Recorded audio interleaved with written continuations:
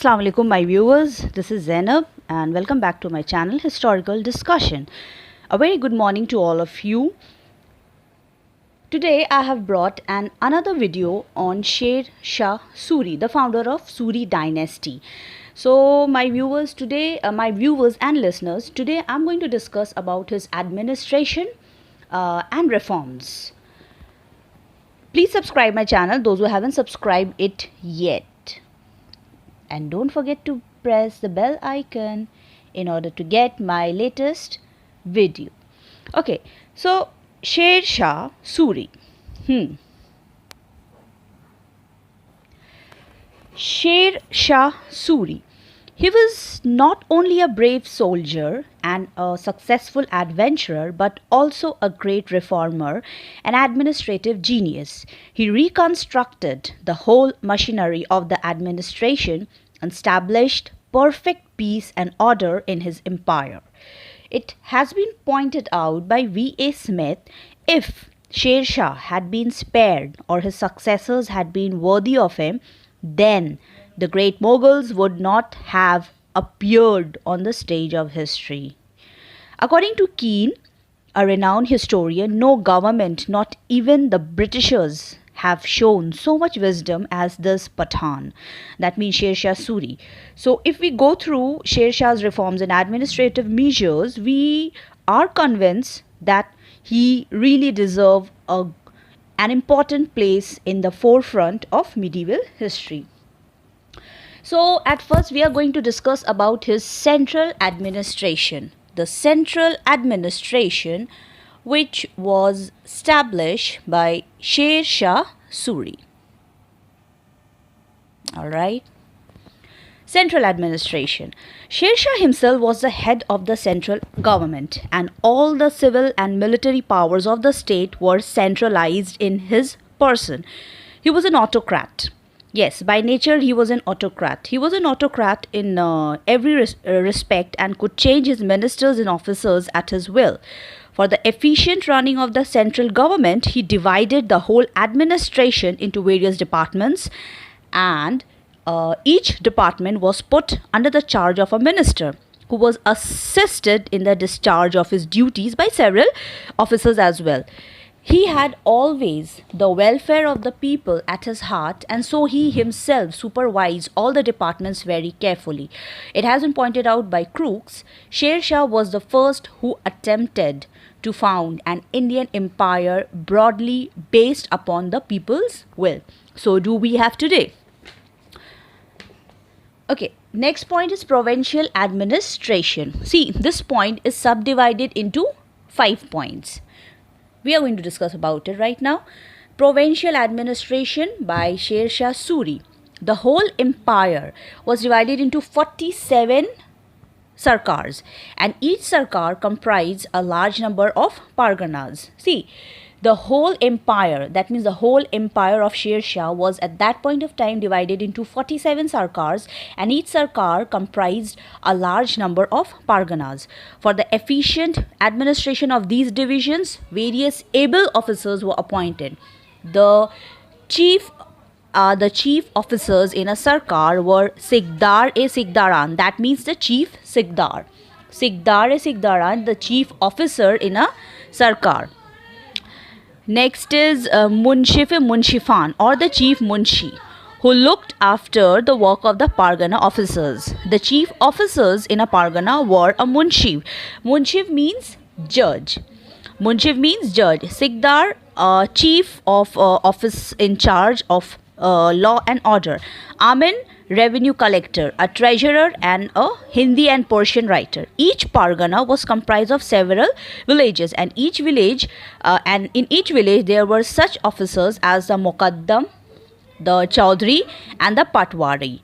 Panchayats also play an important part in the administration of villages. One important feature of Sher Shah's administration was that the officers were transferred after every 1 to 2 years in order to check their influence. So this was all about the provincial administration. See, I'm going to read out all the 5 points. Number 1 is the most important 5 points. The whole empire was divided into 47 sarkars, and each sarkar comprised a large number of parganas. Sikdar-e-Sikdaran was the chief officer in a sarkar. Munshif-e-Munshifan, the pargana officers. Amen, who was the revenue collector. Muqaddam, Chaudhry, and the Patwari, they were such other officers. Alright, my third point is land revenue reform. Sher Shah claimed to be a great administrator, and it is rest on the reform that he introduced in the revenue system of the country. First of all, he got the whole land measured and then fixed the land revenue on actual measurement. Point number 2, 1/4 to 1/3 of the total produce was fixed as the share of the state. Point number 3, the cultivators or the ryots were also known as cultivators. They were allowed to pay their land revenue either in kind or in cash. Number 4, sometimes the ryots were allowed to pay their revenue direct in the treasury of the state. Number 5, for the benefit of the cultivators, Sher Shah had asked his officers to be lenient. Listen to me very carefully, my viewers, this point is very important. Point number 5, for the benefit of the cultivators, Sher Shah had asked his officers to be lenient at the time of assessment, but they were not to show any sort of mercy at the time of collection. Interesting. That means disciplined. Number 6, Sher Shah was very careful of the interest of the cultivators in times of drought or any other natural calamities, unforeseen calamity. Advances were liberally made to the sufferers. Point number 7, the soldiers were specially instructed not to harm the crops while marching. Any soldier who was found guilty of violation of this rule was deprived of his ears, from where we hear ears, and the suffered cultivator was paid full compensation for his loss. Strange. Yes, what I said, the soldiers were specially instructed not to harm the crops while marching. Any soldier who was found guilty of violation of this rule was deprived of his ears, from where we can hear, and the suffered cultivator was paid full compensation for his loss. This land revenue system worked so efficiently and smoothly under Sher Shah Suri that it was adopted not only by Akbar but also by Britishers. Okay, our next point, that means point number 4, is all about military reforms. Sher Shah paid his special attention towards the organization and efficiency of his army. Point number 1, he maintained a large standing army comprising of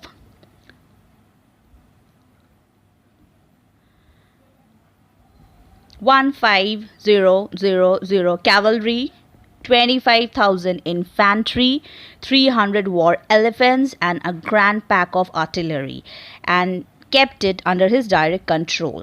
Point number 2, in order to make a direct connection with his soldiers, he himself recruited them and fixed their salaries according to their qualities. Next, the practice of branding the horses and maintaining the descriptive roles of the soldiers were revived to avoid fraud and malpractices in the army. The troops were paid fixed. And regular salaries from the state treasury so that they might not feel any inconvenience because of the delay in their pay.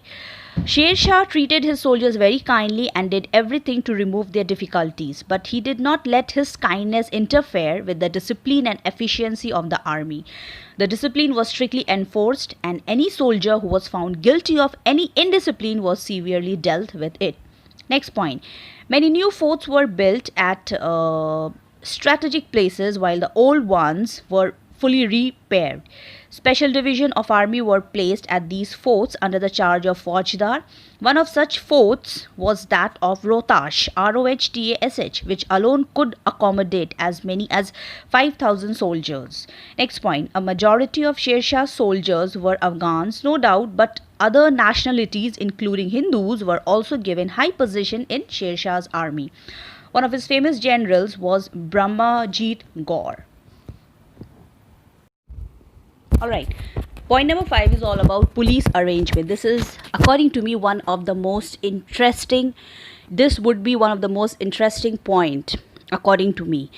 So the police arrangement of Sher Shah Suri, though crude, rough in some respects, was quite efficient for the maintenance of peace and security in the country. The principle of local responsibility was enforced.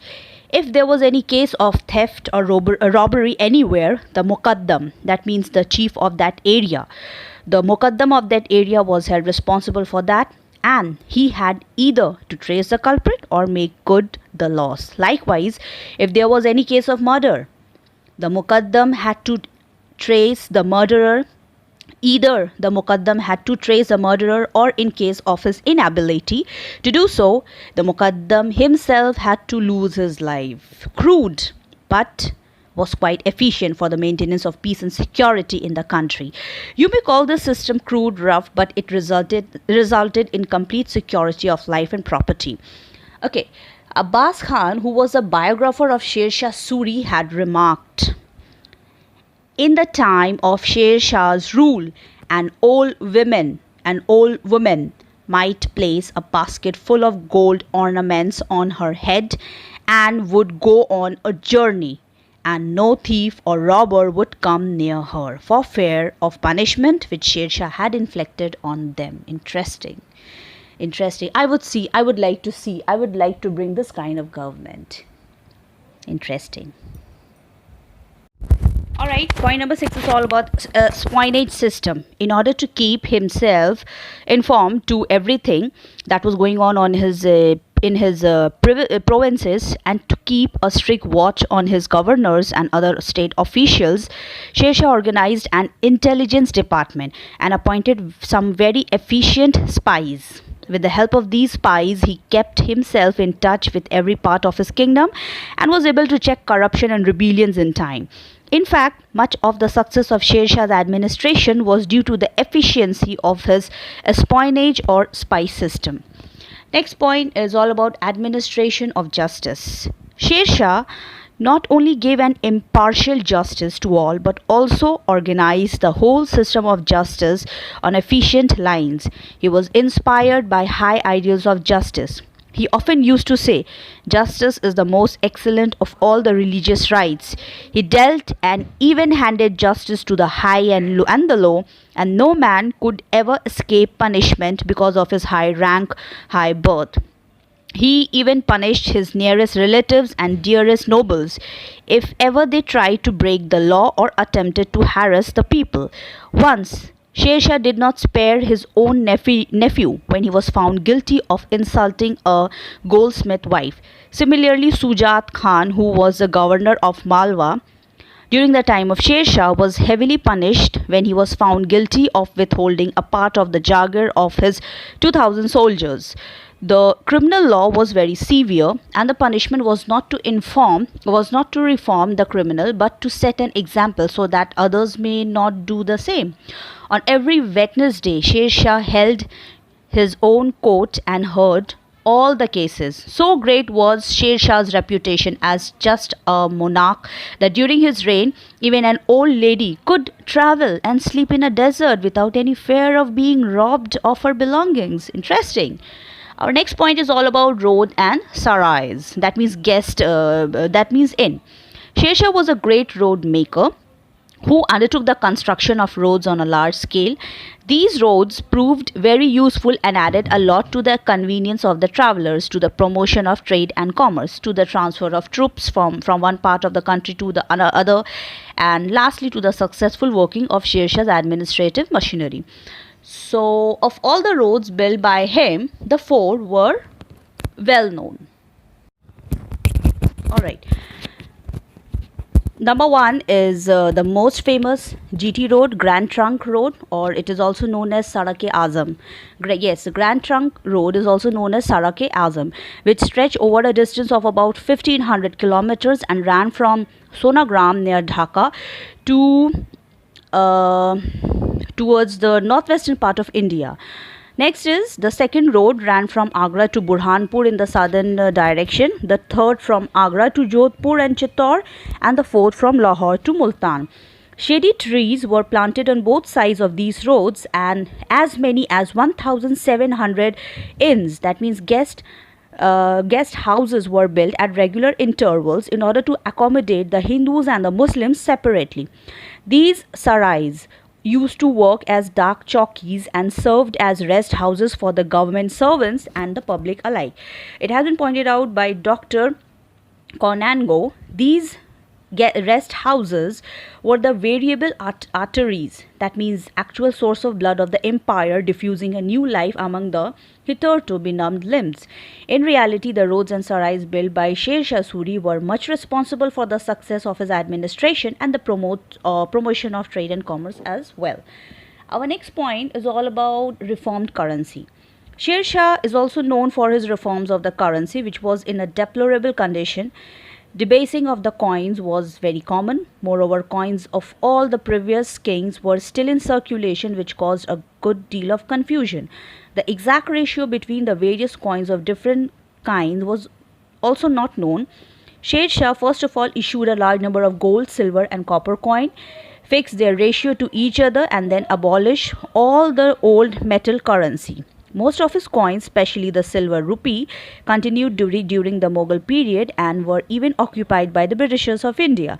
In the words of Dr. V.A. Smith, Sher Shah is entitled to the honor of establishing the reformed system of currency which lasted throughout the Mughal period and was maintained by the East India Company down to 1835. Sorry. And as the basis of the existing British currency. Point number 10. Encouragement to trade. For the promotion of trade and commerce, various custom duties which were charged at the frontiers of every province, or rather even every district, were abolished. Only two duties were allowed to be charged. One, when any commodity entered the frontiers of his kingdom, and the other, when that thing was sold. Yes, one, when any commodity entered the frontiers of his kingdom, and the other, when that thing was sold. As there was no need of any internal custom, they were all abolished. This reform, coupled with the establishment of good roads and introduction of reformed currency, brought about a great commercial prosperity. Next point number 11, postal arrangement. Sher Shah had also made some of postal arrangement. The sarais or we can say rest houses also served as dark chowkis for the postal department and supplied the government all the news from different parts of the kingdom.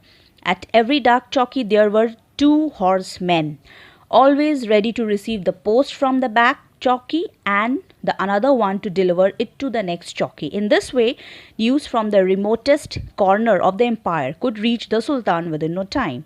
Point number 12. Charitable endowment and grants. Sher Shah was very liberal in the matter of making charitable endowments and grants. For the promotion of learning, various maktabs and madrasas were established and stipends were granted both to the teachers and the students. The poor and the destitute were afforded every possible help and relief. Various free kitchens were also established where free food was distributed among the poor and the needy. It is estimated that Sher Shah spent as many as 80,000 ashrafis on these free kitchens annually. It was because of his so much care for the poor and the needy that some historians call him as the guardian of his people.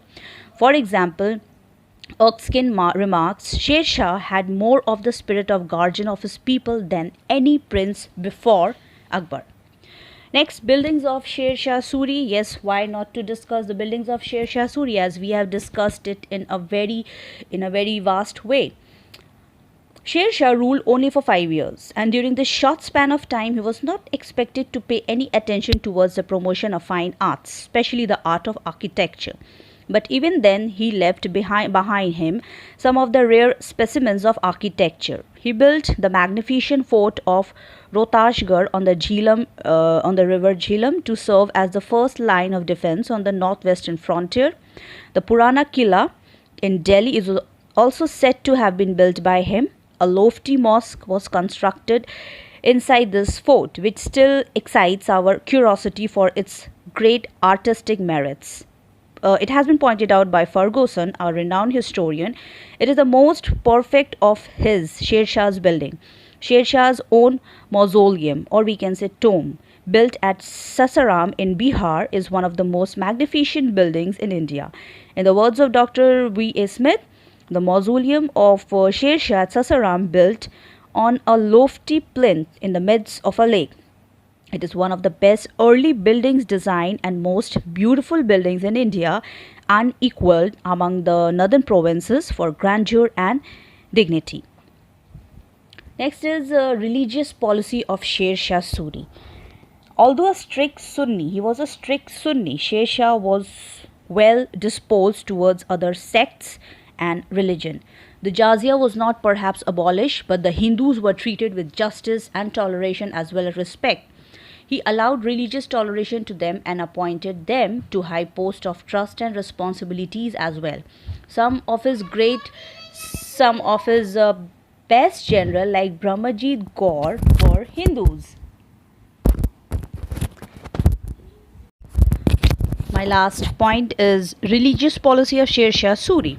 He was a strict Sunni. Jizya was not perhaps abolished, but the Hindus were treated with justice, toleration, respect. He allowed religious toleration to them and appointed them to high posts of trust and responsibility. Some of his best generals, like Brahmajit Gaur, was a Hindu. A large portion of his army was also composed of Hindus. Hindus enjoyed equal comforts and facilities in the sarais. He left the Hindus undisturbed and allowed them to follow their own religion without any hindrance, without any interference. Apart from certain campaign, there is nothing on the record to show that he tried to break the images or to demolish the temples or to convert the Hindus to the Muslim faith. No, it's not like that. We haven't heard about it. So in this way, he did not mix religion with politics and showed himself as the forerunner of Akbar, the great Mughal, who was a great Mughal monarch who won a great name for his liberal religious policies as well. Alright, my viewers, that's all for today. I think so that the way I have discussed about Sher Shah's, the way I have discussed or the way I have attempted to discuss Sher Shah's administration and reforms, I don't think so have been discussed on YouTube yet.